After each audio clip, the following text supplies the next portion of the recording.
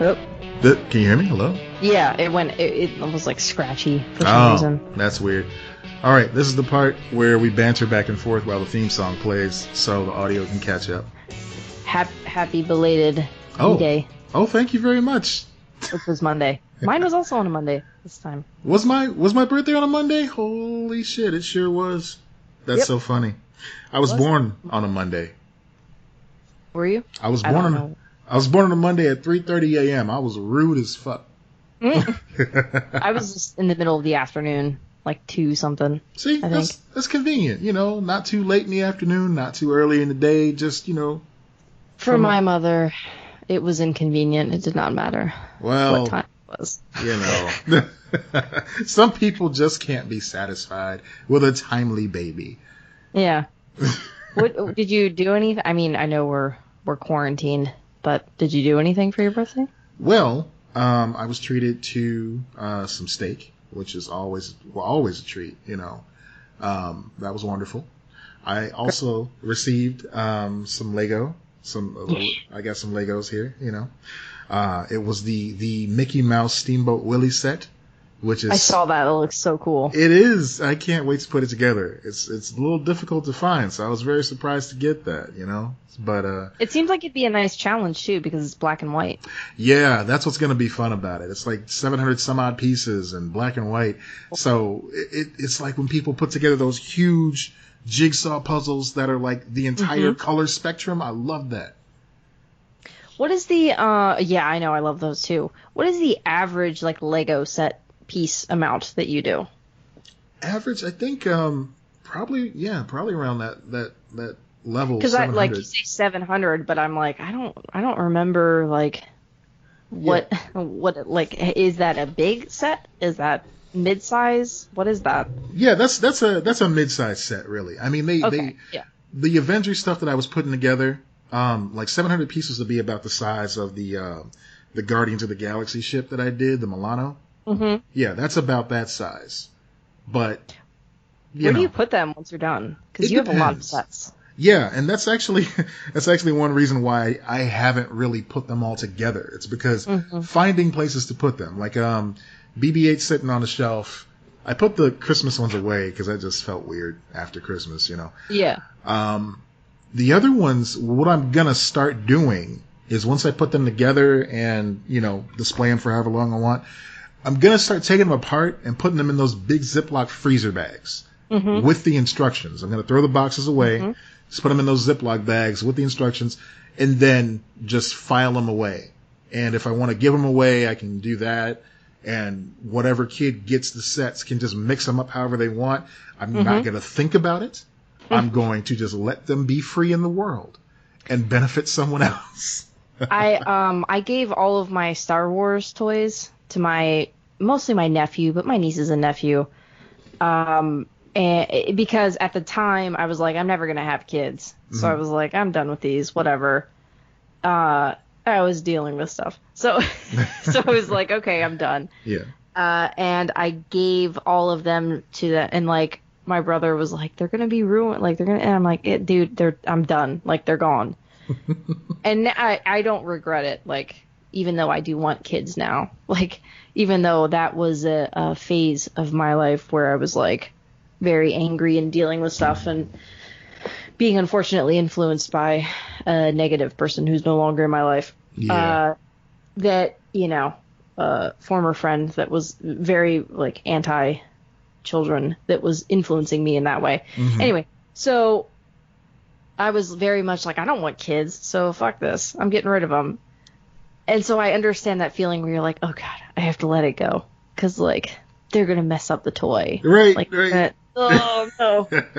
Not that they were, like, in pristine shape or anything, but yeah. Well, it's like you want to keep it for just nostalgia reasons, of course. And I care more about, like, my stuffed animals. Like, I still have my baby blanket. I still have my Winnie the Pooh. That I got when I was super little. I had my first teddy bear. So like, and then I also have like the first like stuffed animal that I had an anxiety attack with. It's like helping me. Yeah. His name's Tornado. It's a little penguin. He's a TY penguin. Oh. And it was like a tornado like warning or whatever, and it developed my fear of storms. But so I have those things. Like those are the things that I want to give to my kids. So I'm not like super worried about, and I've got like a Winnie the Pooh book from when I was really like tiny, getting that. I'm not like, oh God, I got rid of those action figures. But I know that exact feeling where you're like, I just have to let it go. Yeah. And like when I was playing with them, when I visited them after giving them those toys and like just seeing the destruction of it and everything like that.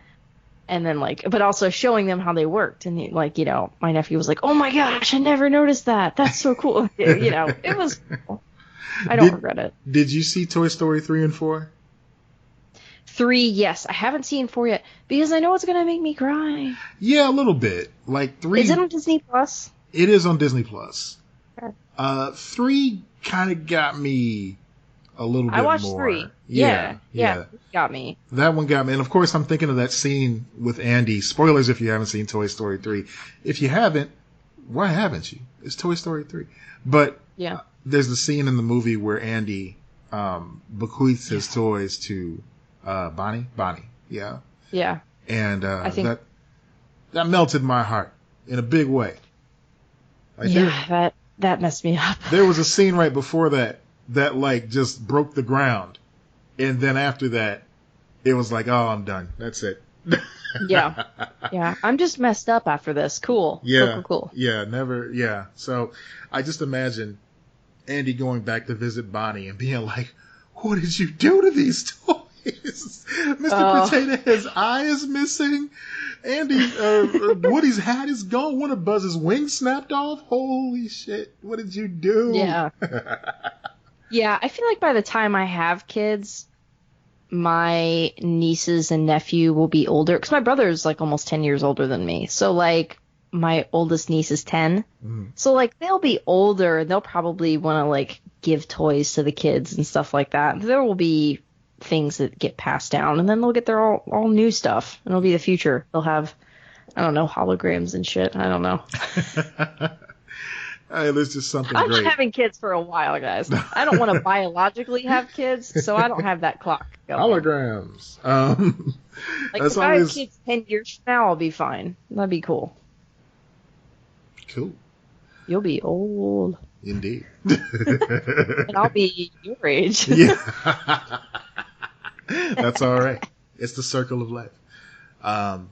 Wait, how old are you again? I am 39 now. Holy shit. Yep. Okay. 39. Yeah. I'm in there. Oh, something else cool happened on my birthday. My pal Archie, he sent over some stuff, just to help me celebrate through Amazon Prime. And it's funny because, delivery people have it really hard right now. But the delivery people in our neighborhood have always been kind of off. Like I've told you before how people have just yeeted gifts and packages over the security gate to my place and just left without even a ringing of the doorbell. So yeah, you've got some rough delivery service in your area. I saw a guy who had it worse. There was a I guess a tweet at some dude at a Tallahassee or something like that. He tweeted a picture out of the delivery on the roof of his house and a note, one of those sorry we missed you notes on his door saying, sorry, I threw a little bit too hard. It's on your roof. You might want to get a broom to get it down. It's like, motherfucker. Oh my God. So yeah, it's not that bad. But anyway, he was like just very anxious about it getting here. And when it finally did, he like called me the moment that it checked off as delivered. He's like, did you get it? Like, yeah, I got it, man. Thanks. So he just sent over some stuff and like he gave me a birthday card, but he couldn't sign it because it came from Amazon. So it's just a card. It's like a blank card. It's just a blank card. And I'm like, okay, gosh. but it's not just a blank card. It's a set of 3 blank, same cards. Exactly. Archie, if you're listening to this, bud, you can just have Amazon put in a typed note. You don't have to put a card set in there. Oh man, but I like the effort. So it's like, here's a card for you and 2 more. You can pay it forward. That's a good way. That's a good way to be, dude. So My yeah. aunt, a great aunt, I never met her. She used to save cards that people would give her, and then she'd reuse them. So if you gave her a card that was like Love Matt or whatever, you'd get it the next year and it'd have your name crossed out. Oh, that's kind of She would write her own name. She did that for years. That's kind of cute, though. I like that. I like that effort. But man, sometimes you get a gift bag from somebody around the holidays. It's like, thank you for the gift, appreciate it, thank you very much. But sometimes it'll have somebody else's name on that tag because you forget to take it off or something. I guess. Oh yeah. Yeah, from the person you received. That. Yeah. She loved apparently loved crossing out the name and just making it completely obvious that she was just regifting you. No, that's cool. If that's a bit, that's great. If it's just it was a bit, yeah. That's almost more care. But in a way that they kind of were like, was it a bit? It was a little bit like that. They tend to bring her up when they discuss me because I do weird shit too. All right, we got a lot on the docket this week. Yeah, we do. You want to talk about something sweet or something sour first? What do you got? There is so much sour in this list. So much sour. This is a sour week, you guys. We've been chock-a-block of sour weeks for quite some time now. Let's talk about this. Let's talk about the Flashpoint rumors because when I added the note, there was one rumor, but now there are two that both sound super cool. Okay. Which is the rumor that Jeffrey Dean Morgan is going to return as Thomas Wayne to play Flashpoint Batman. Well, now, that's something people have been asking for a long time. And he wants to do it. He's openly talked about wanting to do this. For so long, Warner Brothers has been adamant against giving us what we want as fans. And I never understand that. It's so very clear what it is that the fans want, what they're asking for. But for some reason, it's always like, no, we're going to take it in this direction. We're going to follow this director's vision. We're going to see where we get with this. And then it's like, yeah, we didn't want that. Sorry. And then it's not successful, and they go, or as successful as they thought it would be. And they go, what the fuck? I guess nobody likes comic movies. It's also paid off. Like, Aquaman was very successful. I didn't like it, but Wonder Woman was fantastic. So Yeah. Well, I feel like they kind of listened a little bit more with those, though. So with Wonder Woman, they must have been listening to the feedback from the debacle of Superman versus Batman. Wonder Woman was Patty Jenkins. That's why it worked. So in the case of, you're talking about creators, sometimes that is the thing that you have to do, which is just trust the creators. But sometimes you need to pick the right creator too for the right project. That's a big thing. I know that, and this is nothing against James Gunn or anything, but James Gunn said that they brought him in and they said, here, take your pick of what you want to do. Yeah. And now, as a creator, that's a great thing. But that doesn't necessarily mean that it's going to be the right fit for him. That's because true. James Gunn saw Suicide Squad and was like, that's what I want to do. I want to play with these characters because I have this vision for it and everything. He knows himself. If you get someone that doesn't quite know themselves, and I would argue Zack Snyder being one of those guys, not that he can't do Justice League, but that I don't think he can really do Superman. He made a good... I'm not saying he didn't, there weren't some good parts of Man of Steel, but I don't think he fundamentally understands Superman. Yeah, he didn't know what he wanted out of Superman or what the character is all about. I agree with that. Most people understand Superman now. Yeah. And I don't... Or the people in charge... And I don't understand it at all. Maybe it's because I get the Boy Scout mentality. I get the hope and the light part of Superman that's like the essence of him.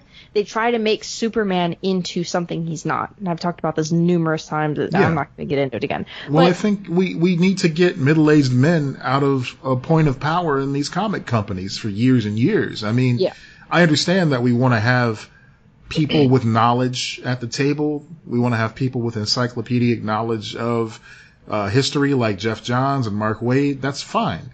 But they had their day. and they told their stories. And we don't need those stories told over and over again. We want something new. We want something for people now.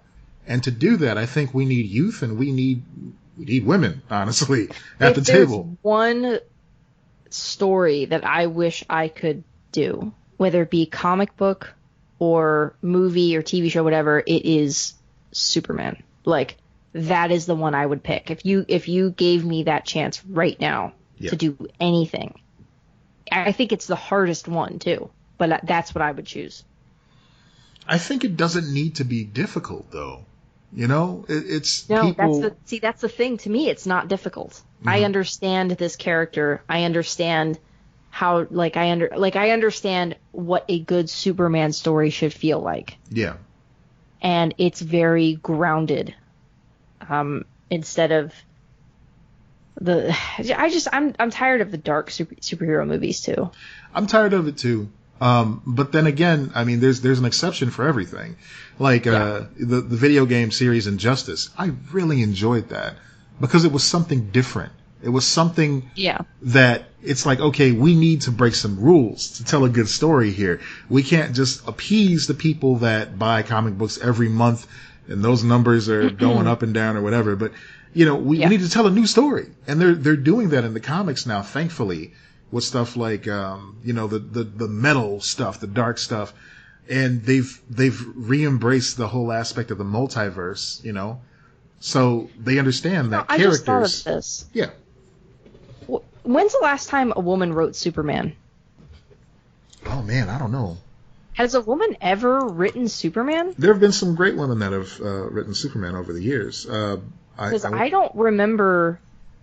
I don't remember when, like, a run of a woman writing Superman. And I'm not, like...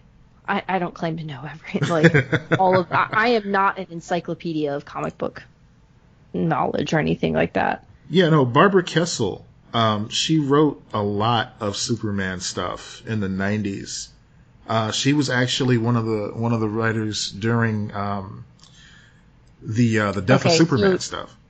Dorothy Woolfolk was responsible for the use of kryptonite in comics. She worked on Superman's girlfriend Lois Lane. Yeah. Like there've been a few of those, but yeah, there's a few women sprinkled Gail throughout. Simone. Yeah. Yeah. And she's obviously one of the greats. But yeah, it's interesting when you bring that up where I'm like, Well, there also used to not be as big of a focus. Guys, we need a petition because I need to be writing Superman, clearly. Yes, absolutely. Just give me a mini here. Shit. Yeah. Like just over the years, you notice like there wasn't always as big a focus on the creators of the books rather than the characters themselves. Yeah. So like when in the 90s, during the heyday, during the Seinfeld era, of the mullet Superman, there were 4 Superman books coming out every month. There was Man of Steel, there was Superman, there was Adventures of Superman, there was Action Comics. And there were so many stories interlaced that they had to number the reading order in like a little Superman shield in the top right-hand corner. Mm-hmm. So it was super confusing. No pun intended, but I kind of wish I did. Pun intended. Okay. All right. I'm claiming it. So, so the creative team, it changed all the time. And I want to say it wasn't until like a Dan Jurgens who came along because he was being interviewed because of the Death of Superman that it really just kind of stuck. Like, oh, this is the Superman guy right now. Yeah. Of course, Marvel had Stan and Jack, and it seemed like they were like, the gods over there. It was like, oh, there's Stan Lee, and then there's all these other guys that he gives shouts out to every now and then in the credits. But Stan Lee is responsible for all this stuff. But, over at DC, to me, anyway, I wasn't really paying as much attention to the creators on the book as I was the characters. Yeah. I mean, I think that they've always had those iconic characters at DC, though. They did have that advantage. Marvel had to work a little differently. I mean, now, obviously, we know all of these characters because they've been in the movies, and they're bigger now. But, I mean, were a lot of people into Iron Man before the movies? You know? No. He wasn't No. he wasn't a household name. No, not really. I mean, Yeah. you can't even make an argument for that. It was like, I sure, mean, okay, they had Spider-Man. they definitely had Um, Spider-Man. They had Captain America. Those are yeah, like, but Captain America wasn't. I don't remember Captain America being that big of a deal before the movies. hmm. As big of a deal as he is now. Well, I mean, during like World War II and stuff like that. The propaganda years. Yeah. Yeah, X-Men were huge, Oh, of course, obviously, yeah. because of the cartoon, and just in the 80s, that was it. The arcade hmm game in the 90s, the cartoon. Yeah, it was Yeah, mostly X-Men and Spider-Man. X-Men and Spider-Man were it. Yeah. Yeah, Marvel was all X-Men and Spider-Man books for a minute. There was like, Yeah. there was so many X books coming out every month. There was so many Spider-Man books coming hmm out. And then there was like a Captain America and Right. maybe an Avengers, because that wasn't even an ongoing series all the time. Right. I just remember that shift starting to happen because that's when I came into comics, was when they were starting these movies. And it was like, oh, okay. Like, these are things. But to reel it all the way back in with the news that we've been talking about for the The Flashpoint movie. Yeah. The Yeah. second piece of news Yeah. is that Michael Keaton is coming back as Batman. Well, Some he's thinking about coming. They're discussing yeah. the possibility. No, these are not confirmed. No. These are rumors. Both of them. The Jeffrey Dean Morgan and the Michael Keaton part are rumors. But they're very exciting rumors. And now I remember how we went on that tangent, because I started talking about how exciting it is to finally get some news that appeals to the fanboy in all of us, Oh man, a Michael Keaton Batman Beyond. Oh, come on. Even if he just stops by to say hi. Even if it's just a scene as long as Ezra Miller's scene on the Crisis crossover. That's fine. Just make it happen. Yeah. Open that door. Yeah. I am conflicted about him still being the Flash though. Yeah, a little In bit. Flashpoint. He's not a good human. No. He's not a good person no, at all. He's not. No. We have actual video of him, assaulting a woman, hitting a woman. So Yeah. no. I was shocked that he was not recast after that came out, but it just blew over. I'm honestly shocked that they're even still talking about this movie. It's been in production hell for so long. Dead. Yeah. And every time you think it's dead, it's like, oh, there's progress being made on the Flash movie. I don't even know if it has a director at this point or a script. No, because he's been fighting with directors for a really long time. Yeah, because he's just a They punchy keep leaving. motherfucker. It's, Yeah, I have a feeling if I met him, I would not like him. He comes across as that kind of dude. Well, it's going to suck for him when he has to go on the convention circuit later on down the line. Yeah. Because you don't want to pull a Shatner and just be an asshole to everybody forever. I mean, Shatner does, and people still pay him. I don't know why. I just don't get it. I don't get it.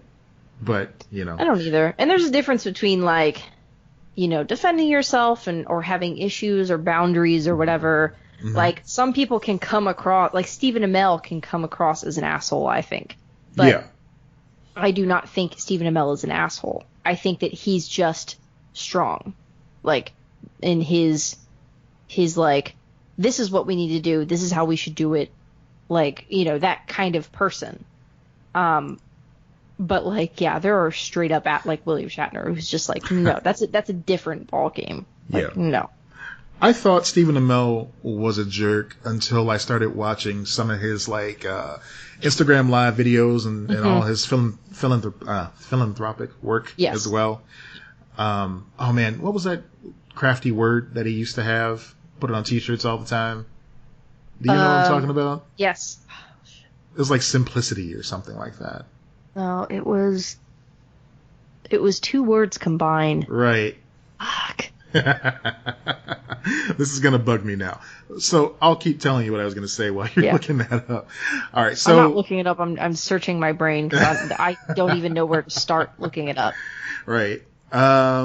Yeah, but he comes off as kind of like a jerky guy if you don't know him behind the scenes. And I don't want to be like, oh yeah, I know him better than anybody. But no, it's like you hear how passionate he is about his craft. about what he's doing, about his coworkers, about the production team. Listen to him on podcasts. Yeah. That's how you will know how you feel about Stephen Amell, because he does shine. I think we've mentioned this fairly recently, but listen to him on his most recent interview on Michael Rosenbaum's podcast. Mm-hmm. You're going to get a real glimpse into the type of person he is. And yeah, at the beginning. Seriously. Yes. Did you remember? I did have to look it up. No, I had to look it up. I went on Wikipedia. Okay. But I I knew, could not. I knew it was far-reaching, but one of my coworkers had on one of those T-shirts at one point, and he doesn't even watch Arrow. He's just like a fan of what Stephen Amell's doing. Like, that's kind of cool. Yeah. But yeah, just listen to that episode of Inside of You with Michael Rosenbaum that he's on. Like, he comes off as a dick in that first 20 minutes. But then he opens up and he's like, I'm having a panic attack right now, and this is why. And he's like, he literally says, I have to leave and walk home. He walked home. Right. He was just having a panic get a lift or whatever. And Rosenbaum is like, I feel bad. I want to drive. Can we drive you? Can we do something to help you? And he's like, no, I need to walk. I need to walk home. He was having like a full breakdown because of the emotions over Arrow ending. Right. It was really powerful. It's just incredible to hear somebody like just go through that, legitimately. Yeah. So we heard that, and then in the second half of the episode, he comes back, to make up for cutting the last one short, and they dig into that a little bit. And I think it's just one of the most honest hours of any podcast I've ever heard. So I really think that people should really give that a listen if you're at all interested in the type of person Stephen Amell is. But here we are getting away from the whole story again. There was something else. This is just the tangent episode. That's it really is. These happen every once in a while. It's a branching storyline episode. My brain is totally fucking broken right now, so I wouldn't expect it to go any other way. And that's all right. It's a choose your own adventure. If you fast forward or rewind any direction, you could end up in any number of places. But they're all just fucking entertaining. So enjoy. Sure. No, I want to talk about Joel Schumacher for a second since we're talking about Batman. Joel Schumacher passed away a couple days ago. He was 80 years old, and I guess, but from what I read, he was battling cancer for the past year. So, just want to give love and respect to his family that are mourning him right now. He had an amazing career. He had a very polarizing effect on the Batman mythos.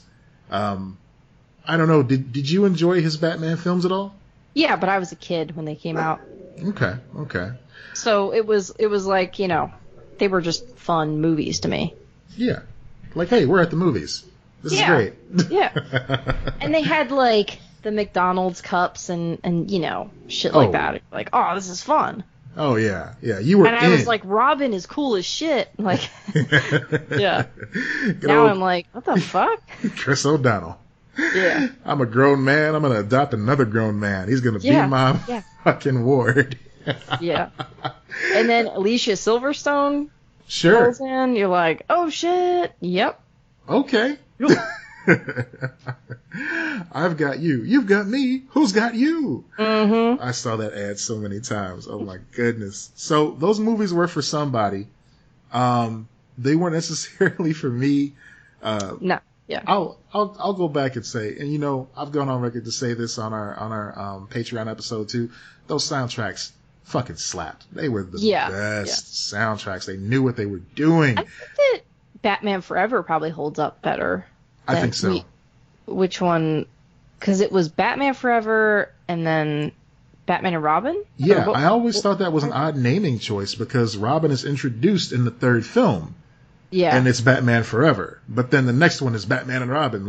Just so you know. Batman and Robin is rough. But Batman Forever is pretty good. It's pretty good. Val Kilmer was a good Bruce Wayne. Yeah, it had Nicole Kidman. She was awesome. Nicole Kidman was fantastic. Mm-hmm. The Batmobile design, I thought that was pretty slick in there. Mm-hmm. There was another thing I really enjoyed about Jim Carrey. Jim Carrey was great in this movie. I mean, he gave the Riddler an arc, and that's something that you never really saw until that point. The Riddler was just, the guy Riddler. the Riddler, yeah. But they gave him like a sympathetic arc. What they didn't do any service for was Two-Face, and I don't feel like that's Tommy Lee Jones's fault. I don't feel like it's Joel Schumacher's fault in retrospect. I feel like the studio gave them a note that said, "Hey, the first Batman was really good, but we messed up and we let Tim Burton kill off Joker. We need another Joker type of character. Can you do it?" And he's like, "Sure, we'll make Two-Face just maniacal. Joker again. Just Joker 2 or Joker half." They could have just had Joker come back. He didn't actually die. Boom. In all those interviews that Joel Schumacher gave, he's like, we're not going to be as serious this time around. We're going to put the comic back in comic book. Well, Resurrections, that's how you do it in comic books. Yeah. Even, Bucky used to be the shining example of a character never returning, and you see how that ended up. He was such an interesting choice. Joel Schumacher was such an interesting choice for Batman movies. Yeah. Like when you look at his films, I don't know what they were thinking, but they took a risk. But they took a risk the first time around too by getting the horror guy and Mr. Mom to be. I mean, that makes sense to me though, like because Batman being a horror film. Yeah. But you get the guy who made St. Elmo's Fire, and you're like, yeah, bud, make Batman. This is what you're doing today. Batman. Do it. Yeah. Do it. Huge budget. Make it happen. Remember that scene with Demi Moore where she's like with the flowing curtains and having a complete psychotic breakdown? You know what, buddy? We think you deserve the Batman. Wait, what? Rob Lowe's playing saxophone in this scene, and it's weirdly erotic. Oh, man. Yeah, you know what? Give this guy Batman. Cool. Hey, you want a sexy Batman? Come on down, Joel Schumacher. Yeah. Let's make it happen. Yeah, there were some choices made in those, but if we're talking about his career as a whole, he did some amazing things. He wrote two of the most. He wrote two very important films in the black community that I don't think he ever really got full credit for. One of them being Car Wash and the other one being The Wiz. He wrote Car Wash? He wrote Car Wash. I did not know that. That's surprising. I didn't know that until I started reading up on him on the Wikipedia until, when he passed away. But yeah, that's what he was doing before St. Elmo's Fire and The Lost Boys. He was writing just black cinema. That's cool.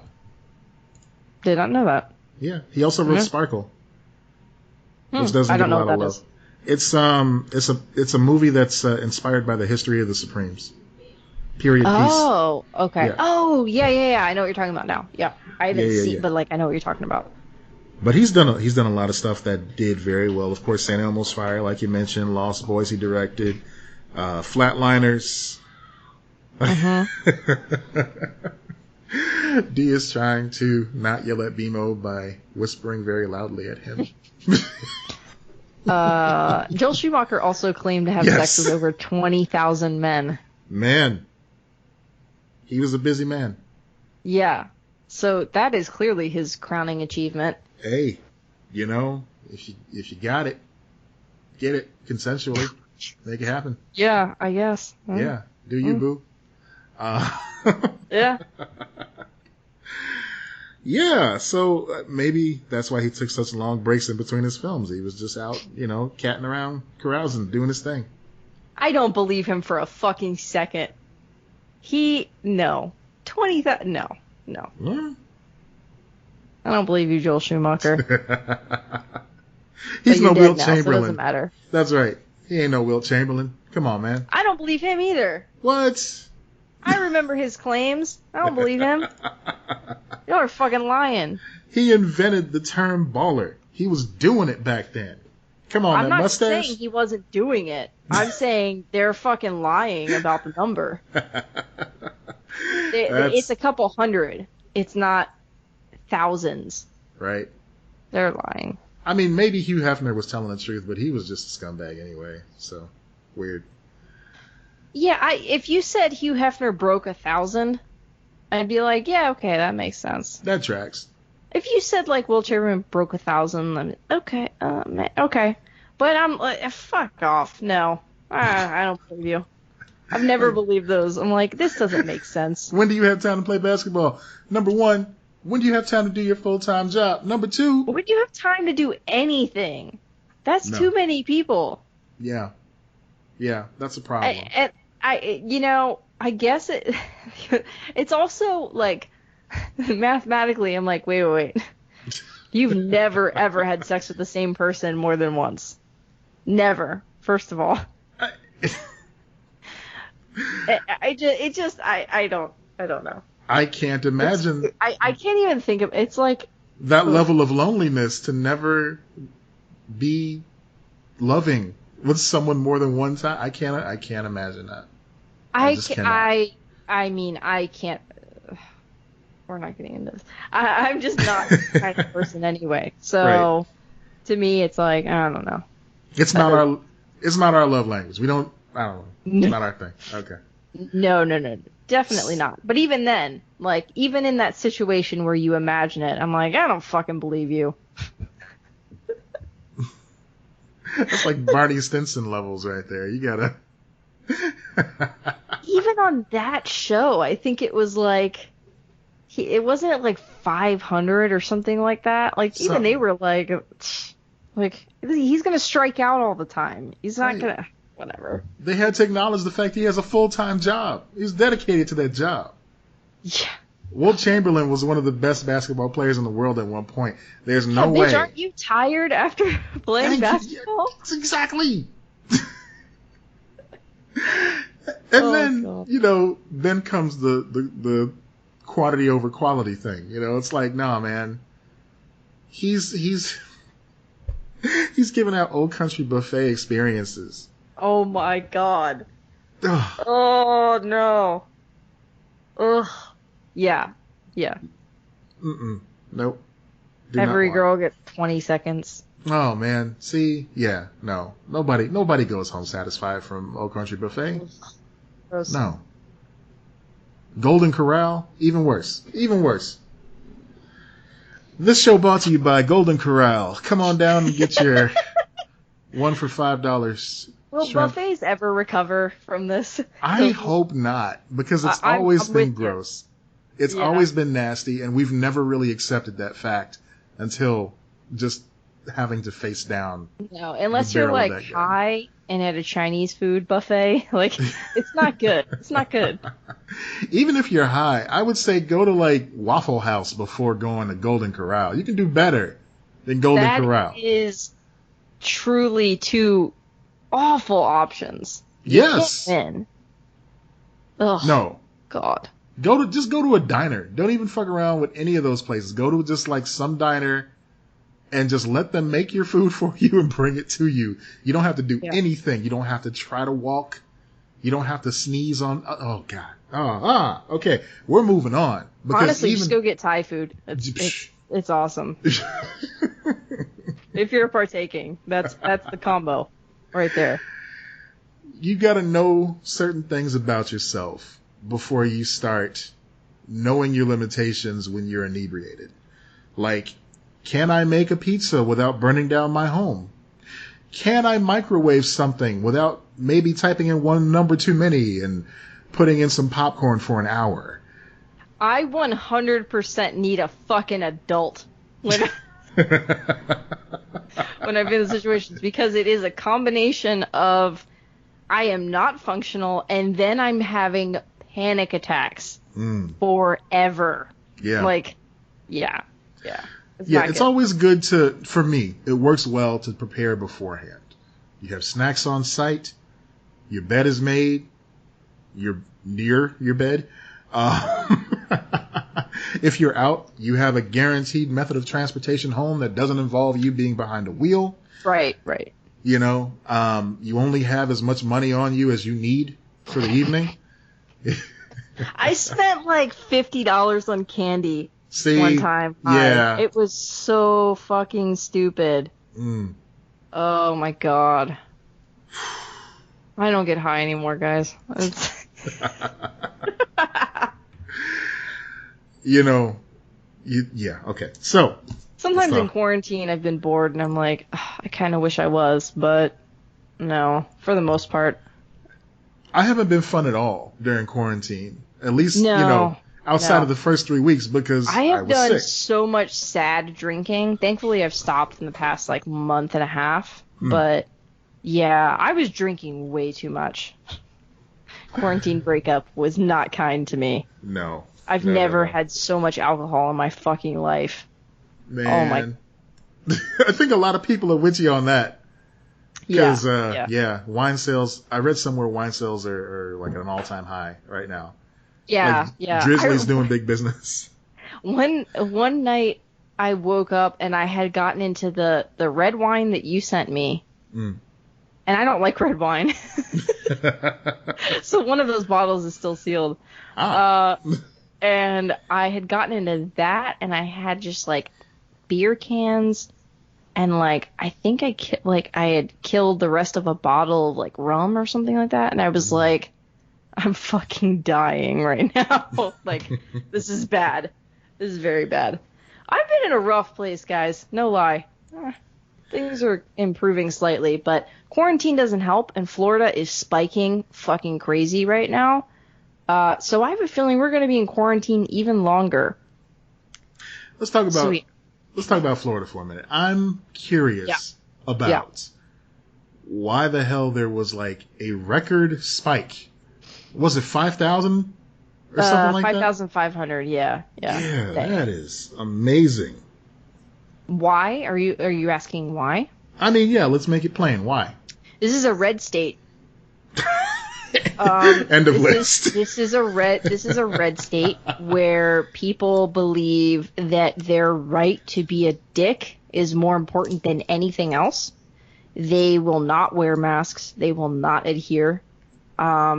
They don't care about other people. Too many people don't care about other people. That is the story of America right now. We don't give a shit about our neighbor. So this idea of united we stand, all this is fucking bullshit, because when we need it right now, they're not stepping up. And that's what's happening in Florida. That's what's happening in Arizona. That's what's happening in Texas. And it's not just red states either. There are spikes in California. Yeah. And they have everyone needs to wear a mask mandate. So what's happening? Like, I don't. And I also think that even under the best circumstances, like California did a really good job. And now they're reopening, they're having issues, but like Florida did a bad job from the beginning and they have problems.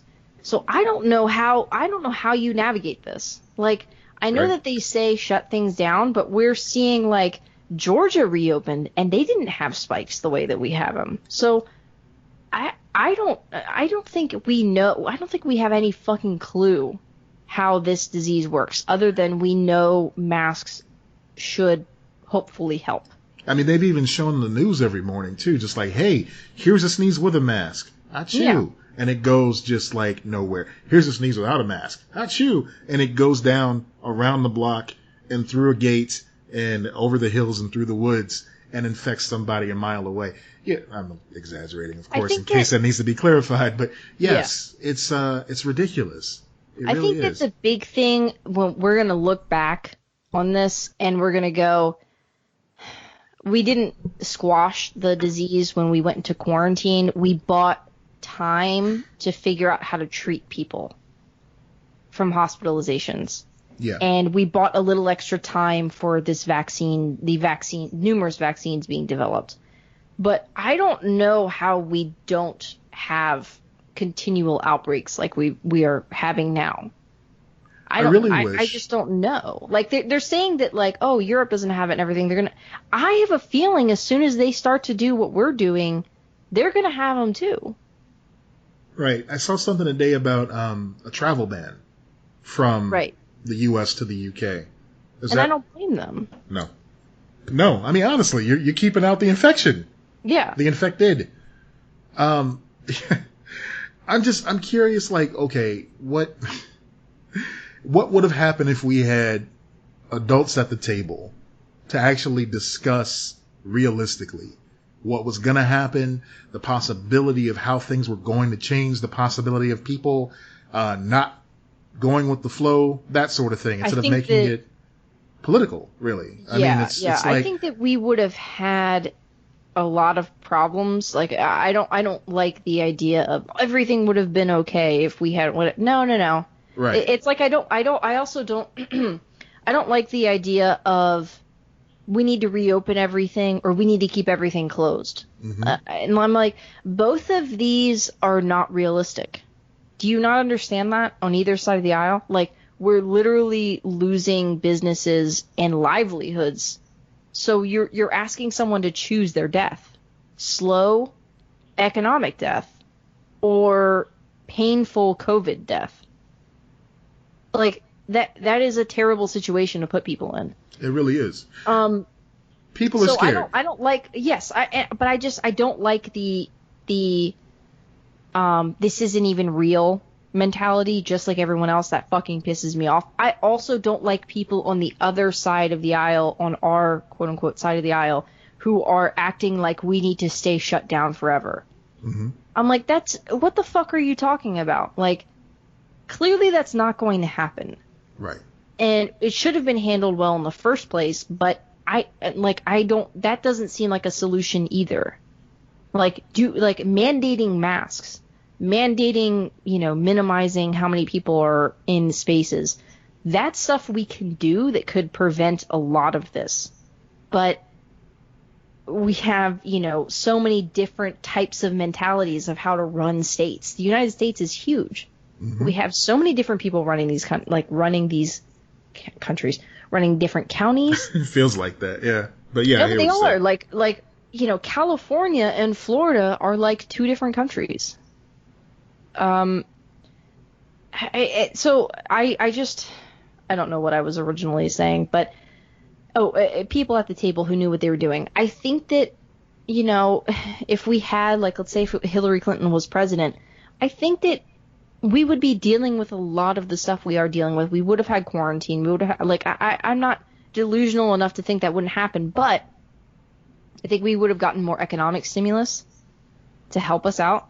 Yeah. I think that Medicare, Medicaid, like health insurance would have been reopened in a lot of areas to help us get on health insurance if you've lost your health insurance or don't have health insurance. Sure. And I think that there would just be an encouragement within our culture and less of a culture war over, like, wearing masks and gathering.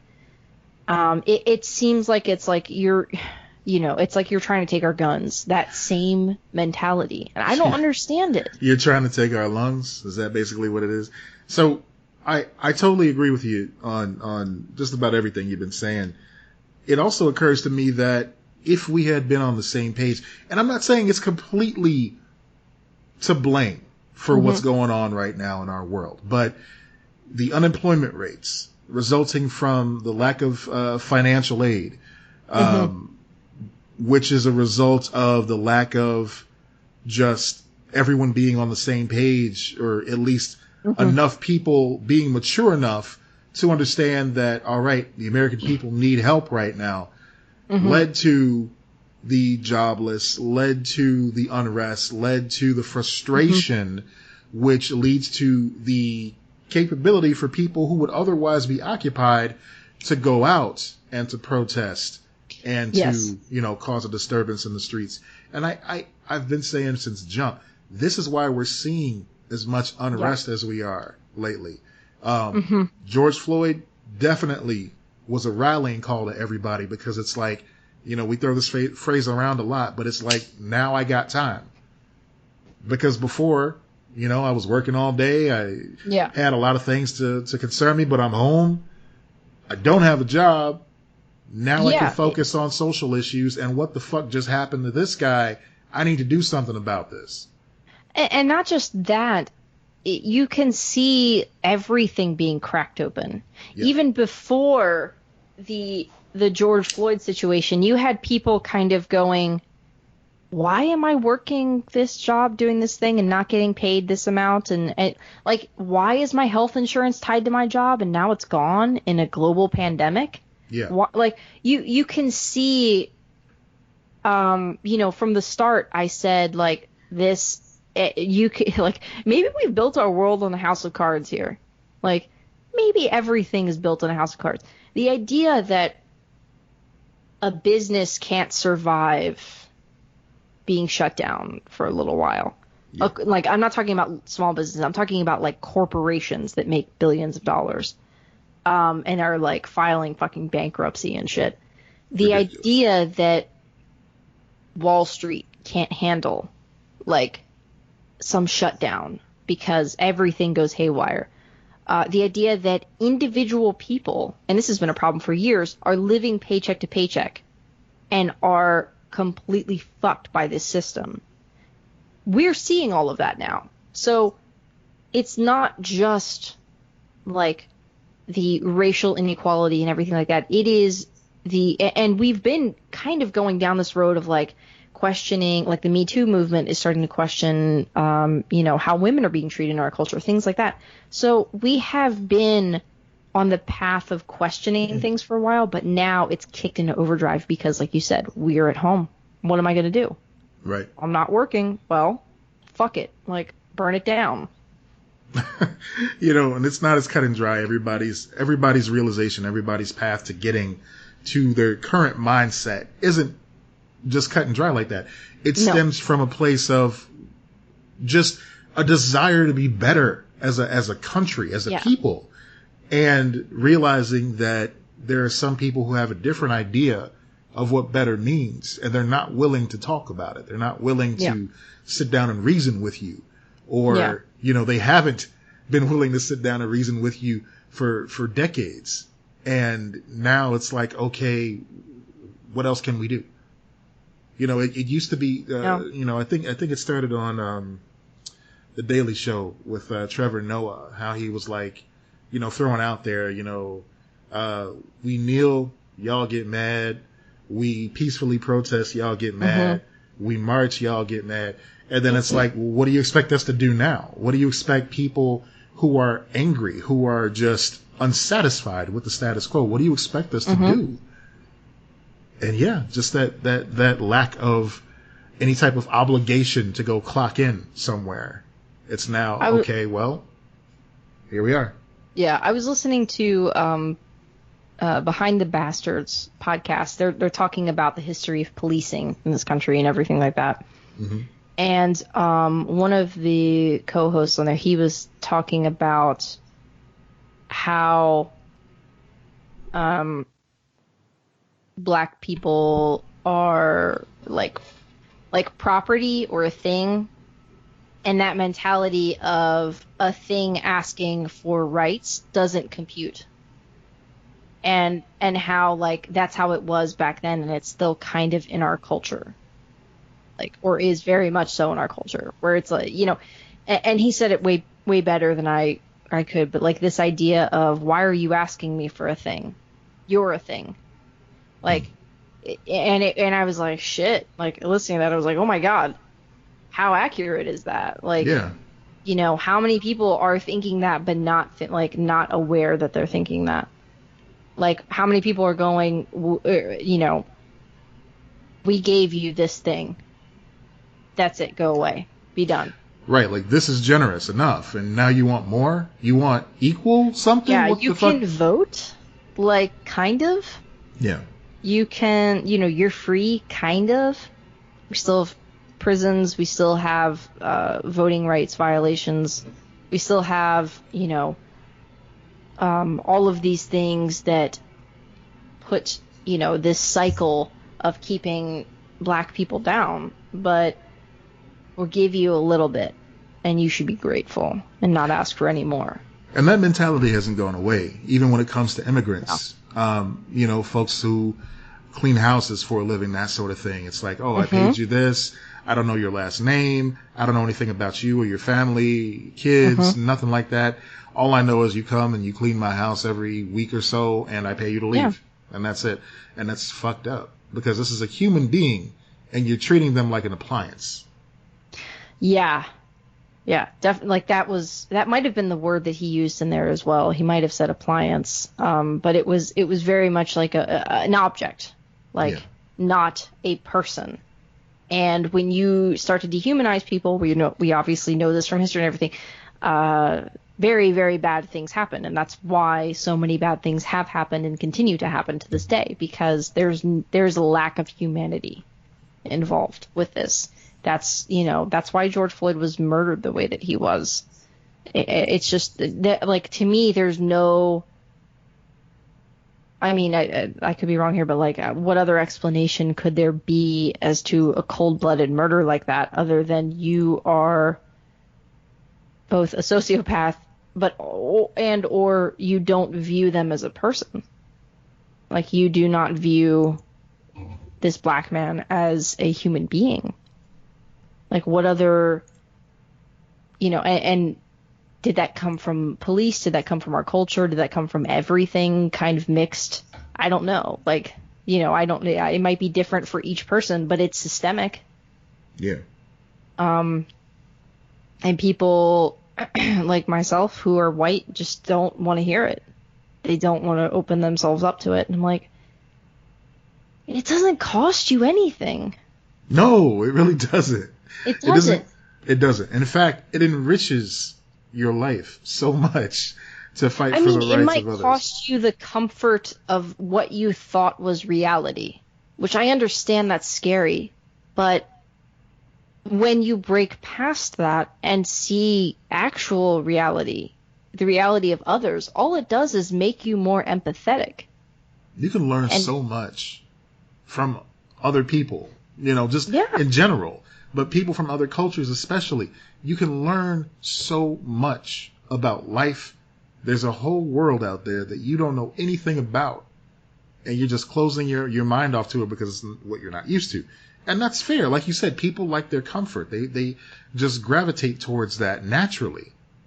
But you can there's still also have comfort, though. You can. But there's something to be said stepping out of that zone. I mean, exercise. It's good for you because you're stepping out of that comfort zone. Mm-hmm. This is an exercise in compassion, basically. You're doing this for the betterment of yourself. You're doing it for the betterment of humankind. I was talking to Lucy today a little bit just about how frustrated I am about the fact that, like, I want to do something. Like, there's so much going on. There's so many opportunities, and I still feel like I'm still not doing enough. And I'm sure a lot of other folks feel that way too. Mm-hmm. But talking about it is doing something too. Yeah. You may feel like you're sitting on your hands just, looking at Facebook conversations and going on Twitter and discussing. I'm not saying getting in like flame wars with people. I'm saying just having these conversations and listening to people's experiences. Sharing knowledge. Yeah. Sharing knowledge. And I look at things that are going on in Chicago, like, and I mentioned this on a previous episode, but like the marches, Brown People for Black Power, that sort of thing. Mm-hmm. It's inspiring because these are communities that historically haven't come together. And that's one of the things that the people in power are scared of, is these underserved communities coming together and working together for a common good, for a common goal. Yeah, because there's more. Like, just when literally people work together, you're fucked. Yeah. I mean, there's the stat thrown out there all the time. It's like, oh, there's more white folks on welfare than black folks. And it's like, okay, that's not a conversation stopper. That's a, hey, let's figure out how to fix this for everybody. Mm-hmm. We can all work together if we all just get on the same fucking page. That's optimism. I understand that though. Like, you're like the exhaustion. That's the feeling like you're not doing enough. That's very real. I think people that care will always feel that. I think that, like, someone like yourself who cares so much, like, you give everything and it still will never feel like enough. And I've been in those positions before where I've given everything and it never feels like enough. Whether it be on a larger scale or a personal level, where, I've had to have conversations with people where, like my dad, for example, like where I'm just like, I don't feel like I'm doing enough. I will never be enough. With whatever endeavor I'm working on, I hear nothing you. ever feels good enough. And he's like, I think like his advice is usually like, you've got to try to push that out of your brain. I understand it's anxiety, but it's not the reality of the situation. Like, you Right. are doing what you're doing, and Right. it's fine. And then one time I reading about anxiety and depression, and I think it was Neil Gaiman, and he said it's real, but it's not reality. Mm-hmm. That's always stuck with me. I try to apply that to like anxiety, depression, everything like that, in the sense of what you feel is real because you are feeling it, but is not the reality of everything. That's a good way of So, putting it. Yeah. right.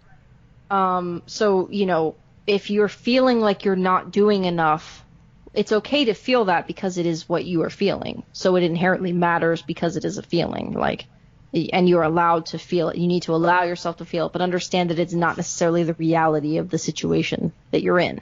Yeah. More likely, you are doing far more than you realize. You said something to me last week. I'm not going to go into detail about it because it was a personal thing, but just you being you and living your life inspired somebody in a certain way. Yeah. And that really touched me because it's like you never get to hear that sort of thing. And Yeah. I am inspired by you, but who the fuck am I? I'm your friend. You know me. But when it's somebody who you're not even expecting to be affected by you in a specific way, to be, when you don't expect to inspire somebody directly, and then you find out that something that you thought was nothing did inspire them in a certain way, it's uplifting. Yeah. It Yeah. really is, and people, like you were saying, don't know the little things they do that affect people in such a large way. I struggle a lot with the feeling of what, how do I articulate it? I've talked about this on the show, but like a feeling like, or I think I've talked about similar things, where you're like, okay, I'm doing the right things, right? Like, I'm doing the things that I should be doing, or trying, at least. I'm putting in the effort, but I don't understand why things have played out the way that they have. I don't understand why my life is the way that it is. I don't understand why I feel, terrible because X, Y, and Z didn't play out the way that I wanted it to. Yeah. And and like, the advice is always like, or the readings, the therapy, that it's the journey you're on that's leading to this other thing, that, you had to go through this to get to that kind of, advice, or whatever, is always the thing. But when you're in it, you can't see that. And I know I've talked about that before, where I'm like, I understand, because enough people have told me everything's going to be okay, that like, more than likely everything is going to be okay. But like, I don't see that right now. All I see is that nothing is okay. And then you start to go, well, why is nothing okay? And it depends on the type of person that you are. Like, how you, some people say nothing is okay because the world is terrible. And, everyone's shit, whatever. They blame outside, but some people blame inside. And I'm one of the blame inside people. I'm one of the, I'm broken. I'm this, I'm that. And I'm better about it than I was when I was younger. But like, if you're raised by someone who's emotionally abusive, that's just a thing that happens to you, because you're taught to believe something is wrong. And I've done therapy and everything like that, and I'm in a much better place than I was even just, a couple of years ago. But it's still there. And it's still a thing where you're like, I'm never going to have, like I talked about kids. That's why I went through that. This is way too intense. I don't know why I'm talking about this, but I am, because fuck it, who cares? That's why I went through that mentality of not wanting children. There was a time in my life I didn't want to get married, too. I didn't want anything because I did not think that I deserved anything. Oh, man, I've been there. Never. So, like I didn't want kids because my mother was terrible and I can't be a mother because I'll be terrible. It's like, that's not true. Like, that's not the reality, especially when you are aware of it. Like, that makes a huge difference.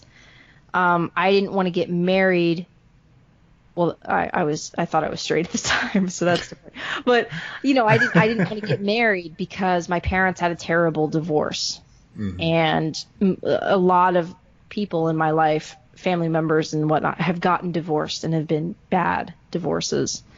But that doesn't have to be my reality. No. It's a thing that can happen, but that doesn't have to be. So, like, for me, I remember specifically having a conversation with Ryan Guy of Turtle Soup. Shout out Turtle Soup. Where I told him, I don't think I've ever talked about this publicly. It was a one-on-one conversation with him where I said, some people fall in love or whatever, like, have that, but that's never going to happen for me. That's not going to happen for me. I legitimately went long bouts of my life going, that's just never going to happen for me. Like, that's how like warped your brain can be. And that's the part where I meant, like, where I'm talking about it's real, but it's not reality. I felt that, but that is not the reality of my situation. It wasn't then, and it's not now. And you can allow yourself to feel these things and acknowledge that, because that allows you to grow past it. Mm-hmm. And it might come back, and that's okay, because it's not reality. And that's the part where it becomes tricky, and you have to navigate it. You have to talk to people. You might have to go to therapy. You might have to get medicine. Whatever it is, there's no shame in any of it. Not at all. But it's just, it's navigating that line that is so difficult. It really is. And, a couple years ago, I was going through some rough times myself. Yeah. And I would talk to you about it extensively. And it's just one of those things, like you said, just being able to vocalize it sometimes is enough to make you feel a little bit better, to make you put it in perspective. Yeah, I said something, I will not share the content of what I said, because it's private. And I do value privacy with certain things.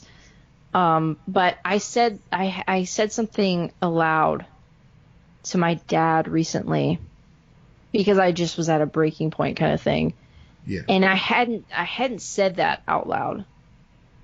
And it was basically me acknowledging loss. The weight of loss.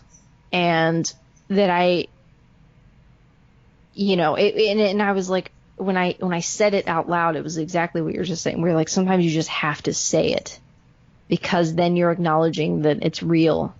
Like, or it's a real feeling. There's no turning back. Once it's out in the world, there's no turning back. Yeah. Yeah. Yeah. And then maybe you can let it go because it's not in your head anymore. And maybe it'll take longer than that. Who knows? But yeah. Yeah. I don't remember how I got on that subject. You know what? Clearly I'm going through some shit. I don't know how we got down this path either, but it was supposed to happen. It was meant to happen that way. Yeah. Because these kind of conversations, they help. They help people who are listening, who may be going through something similar, who are looking for some type of inspiration to what their next step should be. But on a more personal level, it helps us because we're able to talk through these things, and we're able to just kind of review what helped us in times of need, so that the next time we go through, we'll remember. Yeah. I Hopefully. mean, guys, I went to a therapist, and one of the best things that's ever been told to me in therapy was I was talking about how messed up I am, talking about a lot of the stuff that I've described now where I feel like I'm this, I'm that, and everything. And she's like, you are not as fucked up as you think you are. And it was one of the greatest things that was ever said to me, because she was like, I wish there were more people like you. And I had never heard an outside third party kind of thing. It wasn't like you said, earlier talking about, well, you're my friend, so of course I look at you that way. That was someone who was really completely unbiased, who was like, you're not that fucked up. It's not as bad as you think it is. Right. Your head is building it up. I was like, well, all right. That made me feel a little bit better. I try to remember that one too. In addition to the it's real, but it's not reality. You're not as fucked up as you think you are. There's always someone worse off. It doesn't negate your problems, but you're probably better off if you're thinking those things. There's probably something good in you that, unfortunately, a consequence of caring and goodness is sometimes we're not as kind. It's weird. Sometimes we're not as kind to ourselves as we should be. That's very true. I think we give it all away. Yeah. I think we give it to everyone else. I make everyone else feel attractive, so I don't view myself as attractive. But you know what? You're right. Like the ability to be self-aware and to take stock in certain things that you'd like to improve about yourself. That's something that is taken for granted. Yeah. It really is, because just having that bit of self-awareness, that right there is a skill that a lot of folks don't have. No. A lot of our leaders don't have that skill, and I wish they did. Yeah.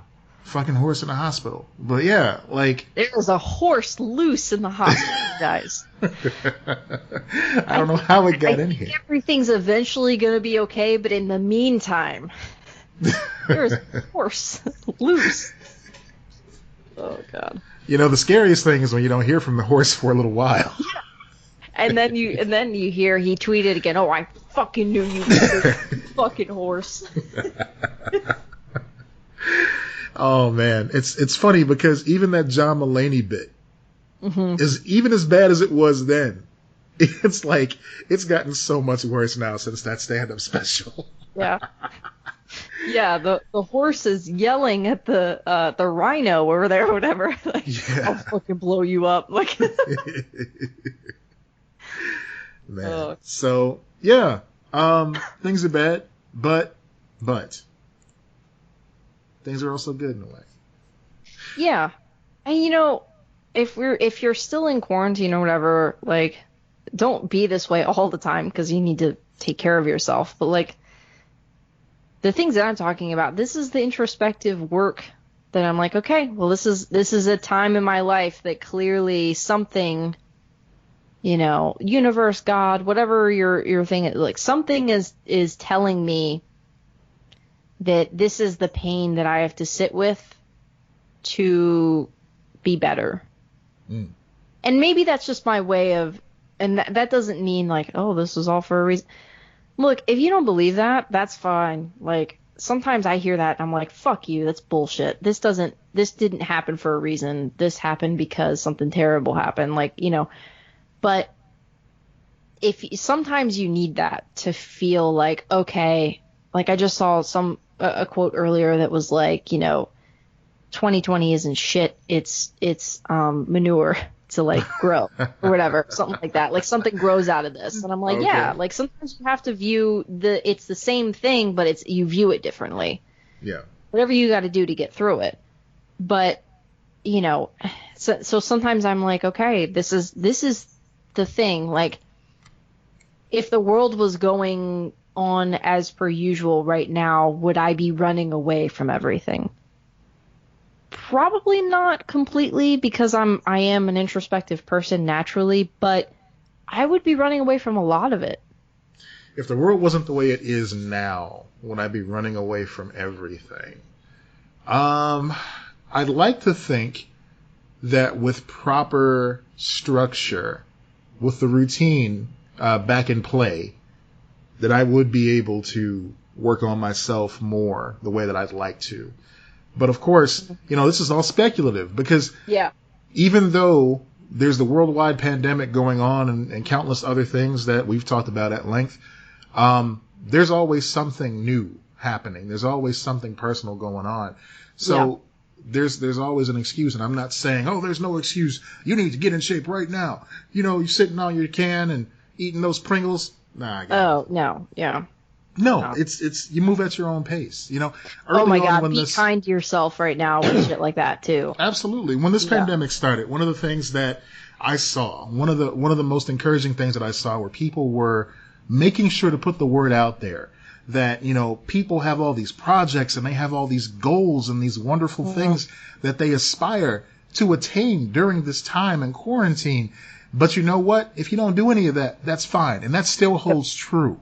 That still holds true. Even if you're not out there marching. Yeah. You could still be signing petitions, donating, whatever your ability is. You can still help. You can still make your voice heard. You can still vote in November. You can mail in your vote. We've got to keep hammering on that because that's fucking important. You need to vote. Yes. Do not let this slip by. Do not miss your shot. By the way, Hamilton's coming on Disney Plus. July 3rd. It's on my calendar. It's next Friday, right? Yeah. My goodness, it sure is. Yeah. It sure is. So that's almost like a little sliver of a silver lining right there. There's always something to look forward to in this world. At one point, I was going through some hard times, and I would have to give myself small, attainable things to look forward to. Yeah. Things that were out of my control that I knew would happen no matter what. It could be anything from the fact that there's going to be a movie coming out soon that I want to see, or a game that I want to pick up, or something to that effect, or just, I want to see the sunrise again. Just something little like that. I want to be able to maybe go camping one day, something, just little stuff. Yeah. Sometimes it takes that to keep you going. Just keep those goals in sight. Yeah. And they work. Maybe work. And it's difficult when everything pauses and you feel like you're losing time. Right. But everyone's in that same position right now, pretty much. So, that at least helps. It's not like the world is going on without you. It's all paused. That's very true. That's the one tired trope that's been trotted out this entire time. We're all in this together. Yeah. And we are. Yeah. We are all in this together. Except because we're fucking not, because people aren't wearing their masks. Wear a fucking mask and vote. Bringing it back. Wear a fucking mask. Somebody made a good point, too. We've come far enough in this whole mask requirement thing that there are some really cute and awesome masks out there that you can make and that you can buy. There's no reason not to wear a mask or have one handy at all times. Yeah. They're starting to give them away, too, in cities and whatnot. Tampa's doing that. So check that out because there are resources. And that is one thing that I argued from the start where I'm like, we need to be providing masks for people, too. That's true. They should not just be for people who can afford it, even if the mask is only $10. Well, that's right now. That's money that if you're not making money, fuck. Like, $10 is a lot. Even if you are working your normal job, like $10 could be everything. So that's an unfortunate situation. So it's like, look into free masks in your area or whatever. Hopefully they're doing something for you. Absolutely. Tampa is. Good old Tampa. Yeah. Our mayor's been pretty good about it. Yeah. That's cool. That's really good to hear. First openly lesbian mayor. That's dope. Yeah. That's dope. Yeah. We're doing pretty good in Chicago with that too. I know there have been a lot of there's been a lot of encouragement to get a mask, to come get a free mask, all that stuff.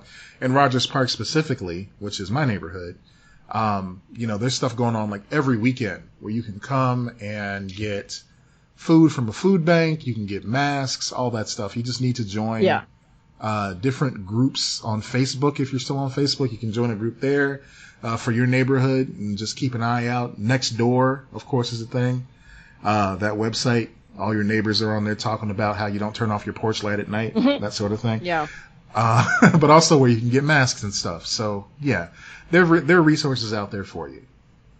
Yeah, if you get on Facebook, also you can like follow your city. Like that's how I find out a lot of that stuff. Is I just follow like my county on Facebook, and they'll make announcements. So, yeah, that is handy. That is definitely handy. It seems like a weird thing to like or follow your local county or whatever the fuck, but it has come in handy quite a bit. Now, I had to do it before because of hurricanes and whatnot, preparing for that, but, it helps in this situation, too. Yeah. Yeah. We're just gearing into hurricane season, too. Man, it's coming up. And then Gremlins. We're in it now. Oh, shit. yeah, we have been in hurricane season. Oh, man. Yeah. And it's supposed to be a very active one. So this year's going to be fun, guys. Huzzah. Hurricane pandemic. Just blowing the pandemic around everywhere. Yeah. All right. So, I think we're going to wrap it up for now. Yeah. I don't really think it's like all right, guys, let's go to the wall of weird. It's not that type of vibe this week, but not a vibe. I'll tell you what, not a vibe. We have Wall of Weird next week for you, so tune in for that. We've got a fun mini episode where we talk about TV and stuff on our Patreon. If you want to check that out, if you need a little palate cleanser, definitely. What is it, like $5 to get the episode? And all the back episodes you can listen to as well. There's oh my gosh, yeah, we have so many. Oh man, such stickers. Such fun. Stuff. Oh, yeah. All the fun. All the good stuff. So check out the Patreon. Follow us on the socials, of course. Oh, that's all I got. How about you? You feeling emotionally drained? Oh, yeah. Yeah. I'm going to go to bed. Oh, yeah. Yeah. That's the good thing about podcasting from our separate homes is that when we get done, we can basically just roll over and go to sleep. Yeah. Yeah, we don't have to, I don't have to drive home and shit or whatever. Ugh. I still got to do that ASMR mini episode for the listeners just so they can have something to fall asleep to. I'm never going to listen to it. Nope. You barely listen to what we do anyway. ASMR stuff. Ugh. No. Yeah. Well, it'll be there for those that want it. Yeah. No, that's great. By popular demand. Black by popular demand. It's good to be black on the moon. And on that note, I'm Matt Peters. And I'm Lex Lutz. Be excellent. Too. We said it at the same time. Yeah, kind of. Okay. Be excellent to each other. Seriously. Wear your masks. What was the other advice? Vote. And call your grandma. Yeah, sure. I mean, do the other things first, though. Yeah, definitely. Look, grandma needs to stay alive, guys. How you gonna do that? Wear your mask and vote. There you go. You're helping grandma. You don't want them cutting her health insurance and shit? Hell no. Nah. See you guys. Bye. All right, we out. Oh my god.